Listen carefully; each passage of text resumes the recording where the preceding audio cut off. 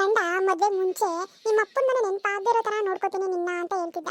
ಆದ್ರೆ ಇವಾಗ ಚೆನ್ನಾಗಿ ಗೊತ್ತಾಯ್ತೈತೆ ಯಾಕೆ ನಮ್ಮ ಅಪ್ಪನ ಮನೆ ನೆನಪಾಗದಿರೋ ತರ ನೋಡ್ಕೋತೀನಿ ಅಂತ ಹೇಳ್ದ ಅಂತ. ಬೆಳಗ್ಗೆ 5 ಗಂಟೆಗೆ ಎದ್ರೆ ಕರ್ಕೊಳಕ್ಕೆ ಪುರ್ಸೋತಿರಾಯ್ತು ನನಗೆ.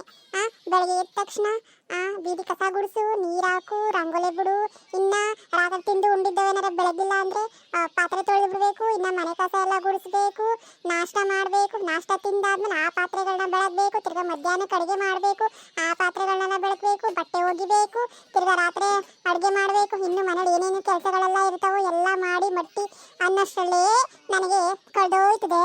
ಇನ್ನ ನಮ್ಮ ಅಪ್ಪನ ಮನೆ ನನಗೆ ಎಲ್ಲಿ ನೆನಪಾದತ್ತು ಈ ಕೆಲಸಗಳ ಮಧ್ಯೆ.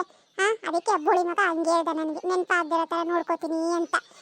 ಕೆರ್ಕೊಳಕ್ಕೂ ಪುರ್ಸೋತಿರೋದು, ಒಂದು 10 ನಿಮಿಷ ಉಳ್ಕೊಳ್ಳೋಣ ಅಂತಲೂ ಪುರ್ಸೋತಿರೋದು ನನಗೆ.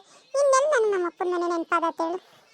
ಎಲ್ಲ ನಾಳೆ ಬರ್ಕ ಅನ್ಭವಿಸ್ಬೇಕು, ಏನು ಮಾಡೋದು ನೋಡೋಣ. ಯಾವಾಗ ನಮ್ಮ ಅಪ್ಪನ ಮನೆಗೆ ಹೋಗ್ಬೇಕು ಅಂತ ಗಳಿಗೆ ಕೂಳು ಬಂದತ್ತು, ಕಾಲ ಕೂಳು ಬಂದತ್ತು, ಅವಾಗ ಹೋಗ್ಬೇಕು ನನ್ನ ಅಪ್ಪನ ಮನೆಗಷ್ಟೇ. ಅದು ಬಿಟ್ರೆ ಇಲ್ಲೇನೇನೆ ದಿನ ಅದೇ ಕೆಲಸ ಮಾಡು, ಮಟ್ಟು, ಮುಸ್ರೆ ತಿಕ್ಕು, ಆ ತಿಕ್ಕು ಈ ತಿಕ್ಕು ಅಂತ ಮಾಡಿಕೊಂಡು ಕಳಿತಾನೇ ಇರಬೇಕು ಈ 4 ಕೊಡೆ ಮಧ್ಯೆನೇ ನಾನು. ನಿಮ್ಮನೇನು ನಿಮ್ಮ ಗಂಡ ನಿಮ್ಮ ಹತ್ರ ಇದೇ ಥರ ಹೇಳಿದ್ನಾ?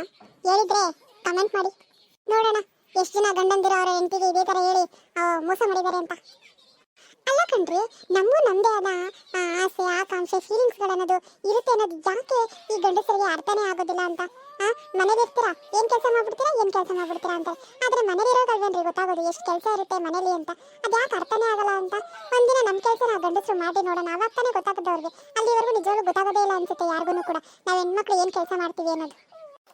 ಸೈಡಲ್ಲಿ ವಾಯ್ಸ್ ಬರ್ತಿದೆ ಅಂತ ಅನ್ಸಿದ್ರೆ ದಯವಿಟ್ಟು ಕ್ಷಮಿಸಿರಿ, ಅದು ನನ್ನ ಮಗಳು ವಾಯ್ಸು. ಅವಳಿಗೆ ಇನ್ನೂ ಇವಾಗ 10 ಮಂತ್ಸ್, ಅವಳು ಆಟ ಆಡ್ತಿದ್ದಾಳೆ. ನಾನೇನಾದರೂ ವಿಡಿಯೋ ಮಾಡಬೇಕಾದ್ರೆ ವಾಯ್ಸ್ ಓವರ್ ಕೊಡಬೇಕಾದ್ರೆ ಅವಾಗ ಒಂದೊಂದು ನಿಮಿಷದಲ್ಲಿ ಅವಳದು ವಾಯ್ಸ್ ಬಂದ್ಬಿಡುತ್ತೆ ಸೌಂಡು. ಸೊ ದಯಮಾಡಿ ಕ್ಷಮಿಸಿ ಅಂತ ಕೇಳ್ಕೊತೀನಿ. ಪ್ಲೀಸ್ ನಿಮ್ಮಲ್ಲಿ ರಿಕ್ವೆಸ್ಟ್, ಯಾರ್ಯಾರು ನನ್ನ ವೀಡಿಯೋಸ್ನ ನೋಡ್ತಿದ್ದೀರಾ ಪ್ಲೀಸ್ ಸಪೋರ್ಟ್ ಮಾಡಿ ಅಂತ ಕೇಳ್ಕೊತೀನಿ. ನಿಮ್ಮ ಒಂದು ಸಬ್ಸ್ಕ್ರೈಬ್ ಕೂಡ ನನಗೆ ತುಂಬಾ ಇಂಪಾರ್ಟೆಂಟು. ಪ್ಲೀಸ್ ಸಬ್ಸ್ಕ್ರೈಬ್ ಆಗಿ ಅಂತ ಮತ್ತೊಮ್ಮೆ ಕೇಳ್ಕೊತಿದ್ದೀನಿ.